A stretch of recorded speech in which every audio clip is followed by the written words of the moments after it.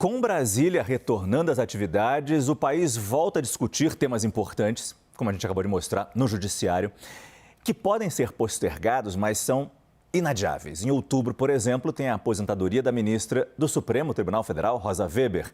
Quem irá para o lugar dela? Em setembro, termina o mandato do Procurador-Geral da República, Augusto Aras, e um novo procurador ou procuradora deverá ser apontado ou apontada. Ambas as decisões serão tomadas pelo presidente Lula. Para falar sobre a responsabilidade e os impactos dessas escolhas, está hoje aqui no CNN Prime Time, na verdade no nosso estúdio aqui em São Paulo, o advogado Marco Aurélio Carvalho, coordenador do Grupo Prerrogativas. Doutor Marco Aurélio, muito obrigado mais uma vez pela sua presença no nosso CNN Prime Time. Boa noite. Começando então pela decisão que cronologicamente vem primeiro.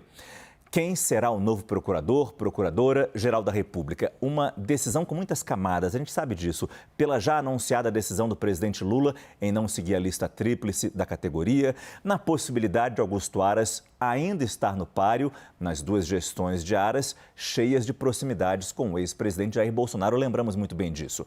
Como é que o senhor está acompanhando essas discussões pela PGR? Mais uma vez, boa noite. Boa noite, Márcio. É um prazer e uma alegria estar aqui ao seu lado e também ao lado dos colegas da CNN no estúdio de São Paulo e cumprimentar também os nossos ouvintes. Veja, o presidente Lula tem um compromisso sincero ao indicar, enfim, esse novo Procurador-Geral da República, de indicar alguém que não seja eventualmente um aliado, né, que não lhe proteja, mas alguém que tenha espírito público, que reúna as condições constitucionais de recuperar a credibilidade de um órgão, enfim, que foi tão fortemente atingido pela ação criminosa, ação política com contornos eleitorais nos últimos anos, em especial pelos procuradores de Curitiba, né? Ele seguramente vai indicar alguém que tem espírito público, ele não quer um procurador para chamar de seu, né? Nós temos excelentes nomes na lista, né? Nós temos, enfim, o procurador Bigonha, nós temos o procurador Márcio Bonsaglia, nós temos o Gonê, ele vai ouvir provavelmente também o atual procurador, o Augusto Aras, mas eu não tenho a menor dúvida que ele não está procurando um procurador para chamar de seu, né? Ao contrário, ele já demonstrou isso nas oportunidades que teve de indicar outros procuradores, né? Então, eu estou bastante tranquilo, eu não tenho a menor dúvida que ele vai fazer a melhor indicação, levando em consideração, evidentemente, todas as informações que ele vai receber da sociedade civil, dos seus ministros e das pessoas com quem ele dialoga a respeito. Estou muito tranquilo com essa indicação. Doutor Marco Aurélio, quem também participa dessa entrevista é a nossa analista de política, direto de Brasília, Renata Agostini. Renata. Doutor Marco Aurélio, boa noite, um prazer falar com o senhor. Falando também de futuras indicações, estamos aí há alguns meses de outra escolha muito importante por parte do presidente Lula, que é uma nova vaga no Supremo Tribunal Federal. A primeira escolha dele foi Cristiano Zanin e, como o senhor acompanha, muito se fala sobre a necessidade de se contemplar a questão da diversidade, da representatividade feminina também na corte. O senhor entende que o presidente Lula deveria usar como um critério o fato do novo escolhido ser uma mulher? Olha, um prazer também estar contigo. Veja, eu acho que ele tem que ter ampla e geral liberdade, enfim, para fazer essa escolha. Ele estaria, evidentemente, preso aos requisitos constitucionais. Ele precisa nomear alguém que tenha reputação ilibada e, enfim, além disso, sólido conhecimento jurídico, notável conhecimento jurídico. E eu não tenho a menor dúvida que ele vai fazer isso, né? Ele tem o direito constitucional de indicar quem lhe pareça mais conveniente e oportuno. Mas essa liberdade que se alicerça nesse direito, com esses requisitos constitucionais, ela tem que ser ampla. Vamos lembrar, isso é importante dizer para todo mundo que está nos acompanhando, que atualmente a Corte Constitucional tem 2 ministras que foram indicadas em 11 ministros pelo presidente Lula e pela presidenta Dilma. A ministra Carmen Lúcia e a ministra Rosa Weber, pelo presidente Lula e pela presidenta Dilma, respectivamente. São 2 ministras em 11, né? Atualmente. Para vocês terem uma ideia, no STJ nós temos 33 ministros e apenas 6 mulheres. E dessas 6 mulheres, salvo o melhor juízo, o presidente indicou 4 ou 5. Então, recair sobre ele a responsabilidade de corrigir problemas do nosso sistema de justiça, que de alguma forma refletem, enfim, né, situações da nossa sociedade que a gente busca mudar, eu acho que é um pouco cruel. Ele tem que ter liberdade ampla, sobretudo para essa vaga.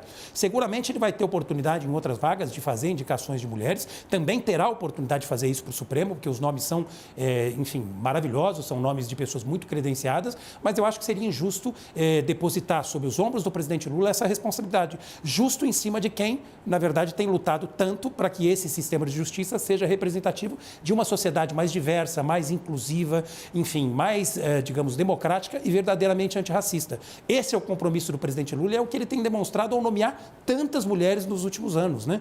Para você ter uma ideia, me permita me estender um pouquinho, o Tribunal Regional Federal da Primeira Região, salvo melhor juízo, tem 10 desembargadoras, 6 ou 7 foram nomeadas pelo presidente Lula e também pela presidenta Dilma.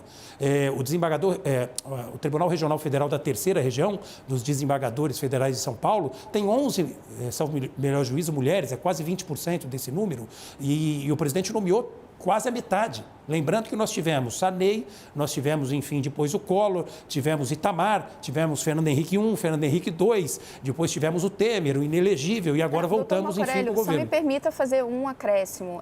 Temos duas, infelizmente, não é um número muito pequeno, e vamos perder uma, que é a Rosa Weber.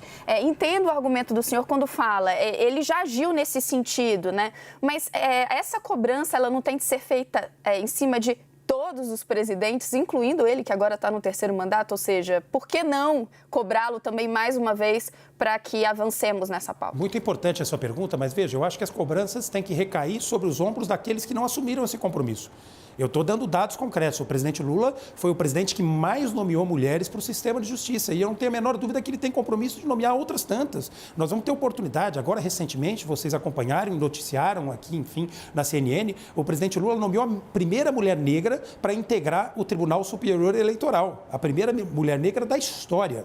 Ele vai ter oportunidade agora de nomear, enfim, outras mulheres para o STJ. Mas para você ter uma ideia como esse recorte digamos, de certa forma cruel, né, jogar sobre os ombros do presidente Lula essa responsabilidade, na lista dos advogados, enfim, para o STJ, que vão, na verdade, enfim, disputar uma vaga, tem uma única mulher, a minha querida colega Dani Teixeira, enfim, que eu estou apoiando, inclusive, publicamente, que integra o Prerrogativas, que é uma belíssima advogada. O presidente vai ter a oportunidade de nomeá-la, nós vamos trabalhar para que faça isso. Mas ele tem que ter liberdade, porque ele foi o presidente que mais atuou para, digamos, de alguma forma, corrigir essas distorções perversas do nosso sistema de justiça. Mas nós temos grandes nomes, de mulheres, inclusive, para que ele possa apreciar.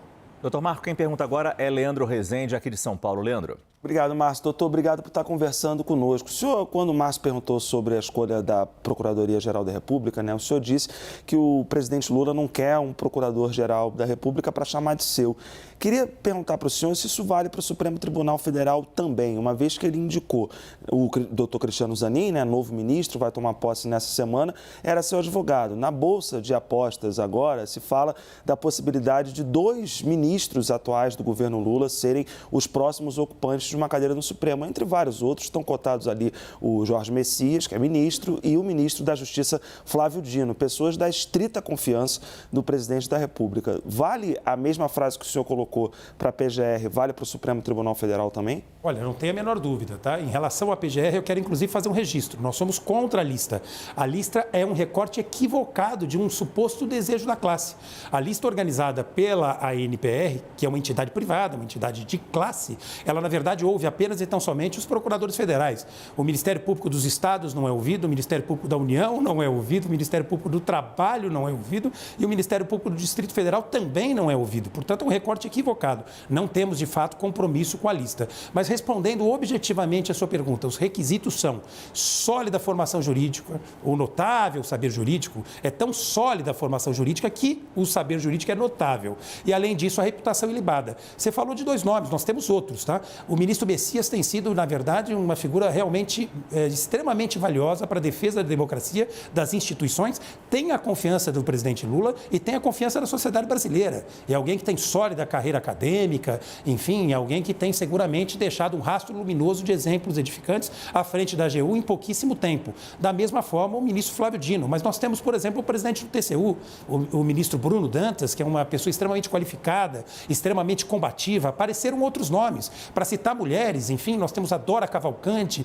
grande criminalista, Flávia Haral, grande criminalista. Nós temos a Vera Araújo, jurista negra, a Manuelita Hermes, também jurista negra, a Simone Schreiber, que é desembargadora federal do Tribunal Regional Federal da 2ª Região, foi desembargadora revisora da Lava Jato. Temos a ministra Regina Helena, uma mulher extremamente capacitada, vocacionada, que seguiu toda a carreira, enfim, dentro do sistema de justiça, é uma jurista de muito peso, enfim, temos muitas opções. É um luxo para o presidente poder poder escolher uma pessoa entre todas essas que eu citei. Agora, é natural que a confiança seja, digamos, um requisito absolutamente indispensável. É para o presidente Lula, para suas nomeações, e foi para todos os presidentes que o antecederam. Porque essa cobrança está recaindo sobre ele agora. O ministro Gilmar Mendes, que é uma grande figura, extremamente valiosa, uma pessoa muito combativa, que tem feito um trabalho incrível para a defesa da democracia e das instituições, foi nomeado pelo Fernando Henrique, foi advogado-geral da União do Fernando Henrique. Por que o presidente Lula não pode nomear, por exemplo, o Messias, se ele quiser? Não é o desejo, ao que parece, do ministro, né?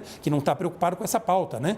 Então, o Fernando Henrique fez isso. Outros ministros fizeram a mesma coisa. Aliás, o inelegível presidente que antecedeu o presidente Lula, ele também nomeou o seu advogado-geral da União, com quem o Prerrogativas teve recentemente, que também é uma pessoa que tem espírito público, vocacionado para a função, que é o ministro André Mendonça. O que eu estou dizendo com toda franqueza para vocês e para os nossos ouvintes é que a responsabilidade para corrigir essas distorções não pode ser depositada apenas e tão somente, ou em especial, nos ombros justamente do presidente que lutou para combater essas distorções. O presidente Lula tem espírito público, não quer um procurador para chamar de seu e também não quer um ministro para chamar de seu. Cristiano Zanin, que foi nomeado, vai tomar posse essa semana, é alguém respeitado pela advocacia, pelos próprios pares. Foi defendido pelo ministro Celso Mello, foi defendido por vários ministros, inclusive insuspeitos. Recebeu a confiança do presidente Lula, que lhe deu, inclusive, a honrosa procuração para defender os seus direitos contra uma operação criminosa que foi orquestrada por parte do Ministério Público, em especial o Ministério Público do Paraná. Então, é natural que ele tenha, enfim, nomeado uma pessoa em quem ele deposita confiança. Eu não vejo problema nenhum em relação a isso. Outros presidentes fizeram isso, eu tenho certeza que o presidente Lula vai fazer, mas vai fazer melhor. Marco Aurélio Carvalho, advogado, coordenador do Grupo Prerrogativas, muito obrigado pela sua entrevista aqui no nosso CNN Prime Time. Eu que agradeço, boa noite a todos, muito obrigado, foi uma honra.